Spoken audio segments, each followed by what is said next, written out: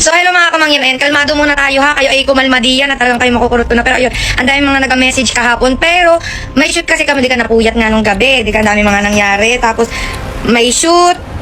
Tapos nakauwi kami kahapon, alas 12 na ng madaling araw. So hindi na para pa mag-post or mag-live. Kasi nga talaga namang mangingisay na ako sa sobrang puyat.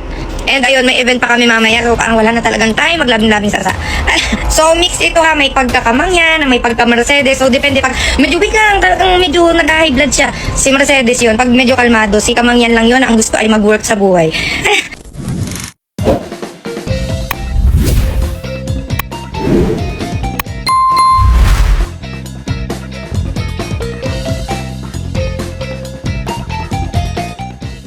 So unang-una, bakit nga ba ako napasok? Na para bang may gate. Pero alam niyo yan, sa ilang years hindi man lang ako nasasali sa mga ganito. Kasi ayoko rin, wala naman akong mapapala. So nag-post ako ng video. And ang hilig ko naman mag-post ng mga ganyan-ganyan. Tapos, si Tia kasi may mga pinost din na video. Tapos, nagpuntahan ng mga tao sa comment section ko doon na, hindi ka ba naku-curious sa ginagawa ng BFF mo? Ganyan-ganyan.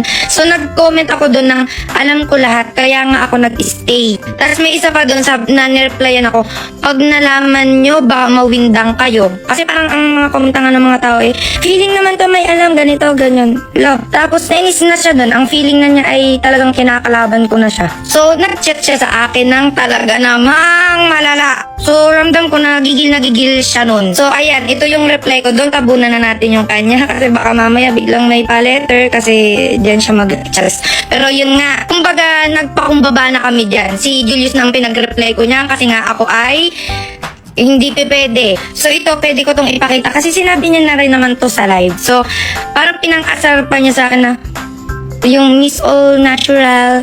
Wala, kailan pa naging pang-asar yun? Ako, kahit ako gusto ko din, tapos sinuport ko din si Jules, ganyan. Kumbaga, pag na-insecure ka, go, ipabago mo. Pero kapag binago mo yung sarili mo dahil lang gusto mong maging katanggap-tanggap, yun yung medyo sablay na dun. Tapos yun, dun na siya nag-foul na sabi niya, magpapabawas ako ng dede para maging kasing liit ng dede mo dun sa video. Yung parang gano'n. So parang, kung pwede ko magusto, gumaganon. So, ayun, doon parang nanggigil na ako. So, after nun, tumahimik na ako nung wala na siyang reply. Hindi na ako nag-chat, hindi ko na siya pinikon. Kumbaga, kung ano lang yung hinihingi mong laban, yun lang ang ibibigay. Alam, akala mo santukan.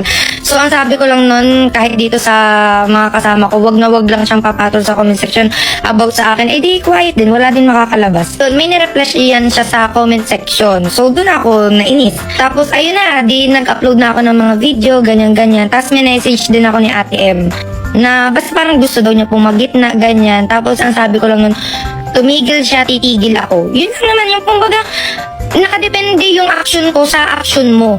Never ako nagsimula ng away kahit dati pa.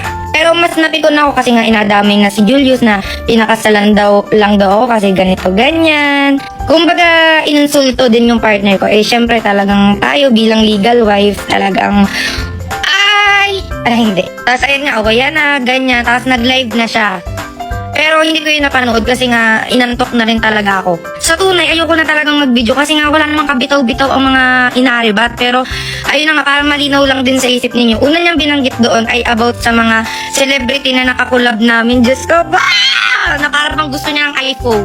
Kala kasi diga, kahapon nga in-announce yung pamimigay ng iPhone. So, baka gusto din ni Tia. So, ang chika kasi dyan, sa comment section, yun kasi yung ano sa kanya na, anong binatbat niya kay Kamangyan? Si Kamangyan nakakulab niyan mga artista. Siya wala kasi hindi naman nakaka-inspire yung buhay niya. Yung mga ganon. So, napikon siguro na, okay, sige. Ito si Tia mo nagawa-gawa. Kakalabanin ko yung mga nakakulab mo.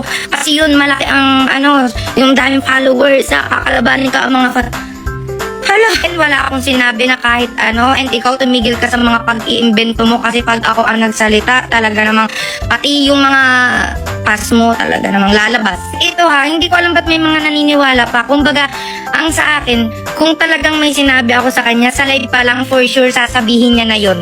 Kasi nga, inamin niya naman yung about sa kanya nga, hindi nga niya na-control. Di lang yung mga about sa akin. So, kung ano yung mga sinabi niya about sa live na about sa akin, yun lang yun. Alam kong yun na yung mga bala niya na parang yun na yun. Kaya nga natatawa din kami kasi unang-una pa lang kung may sinabi ako sa kanya about sa mga nakakulab namin before, dapat una pa lang yan na yung panakot niya. Kasi syempre parang, ay shit, titiklop din ako. Kasi nga, hala, oh my God, ang laking kalaban yun. Kasiraan ko yun. Oh, diga? Pero, wala, si Tia ay invento. Talagang nasisiraan na. Wait lang, lumabas si Mercedes. Si Tia pati kung alam ko ang mga baho mo. Na para bang 10 years kaming magkasama. 2 beses lang. Una sa event na nagsabi agad siya, nagkwento agad siya ng mga kung ano-ano. Pangalawa, yun din, nagkwento din siya ng mga kung ano-ano. Kasi nga, hindi naman kami magkaibigan at hindi din ako magkukwento ng kung ano-ano about sa'yo kasi nga kilala kita na kapag kunyari nagkaaway tayo, ibubulgar mo yun. So, ba't naman ako magkukwento kung ano kung ganong klase kang tao? So, yun kasi yung rule namin sa buhay na kung paano ka magkwento sa amin, ganun mo kami ikukwento sa iba. Nung time na yung puro kung ano ng mga pinagsasabi. So, okay na tayo doon sa mga celebrity. Okay na. Kala mo mabibigyan ng iPhone. So, may mga nagsasabi na ako daw ay one-sided. Sa totoo lang yan, ang una kong napakinggan na side ay yung sa kabila. Kasi una kong nakausap dyan si na mentor. So, yung kabila, panghuli na nga dyan si Forda So, about naman sa pagluluto daw namin ng marami. Diyos ko, pati naman yun. Inamention na siya doon sa mga video namin na tumutulong kami. And wala nga, ayoko nga yung patulan kasi nga, parang, walang kabitaw-bitaw. So, sa susunod may outreach kami. Sumama ka, baka sakaling medyo gumanda-ganda ang ano mo. Pero, ayun nga, wala na tayong dapat patunayan pa doon kasi hindi pa kami kumikita noon. Yun yung ginagawa namin. Alam yan ang mga supporters namin. Alam na mga solid pamangyan yan. Masaya ako sa balitang okay na daw. Sana totoo para talagang super happy.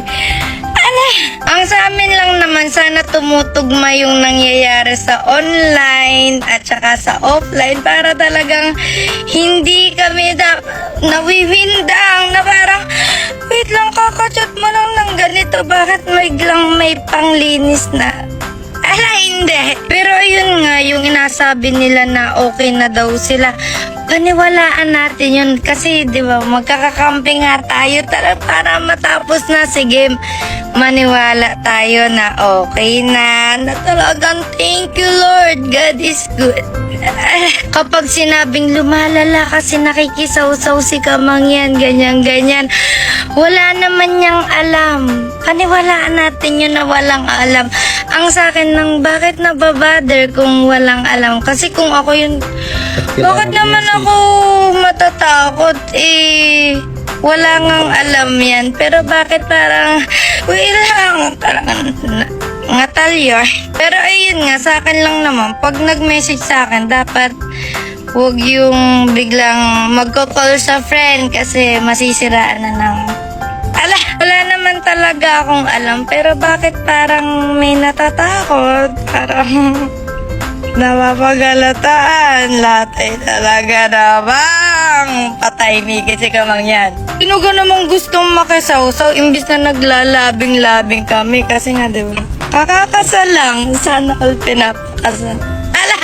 Tapos yung about dun sa message na wala daw karating-rating ang mga reply, alam natin ang totoo. May mga binanggit ako doon pangalan, talagang hindi mo yung pinansin. May tanong ako sa yung last, hindi mo ako nireplyan. Bakit? After pa pala nung chat, di ba wala nang reply?